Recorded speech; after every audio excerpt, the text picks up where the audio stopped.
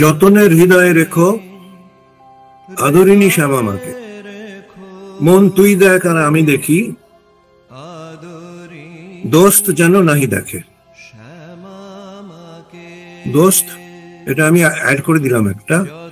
এটা ওই শরৎ মহারাজ যখন ছিলেন উদ্বোধনে, তখন সে যেত পাগল, পাগল ঠিক না, একটু স্পিরিচুয়াল, মানে স্পিরিট কনজিউম করে সে রোজ রাত্রিবেলা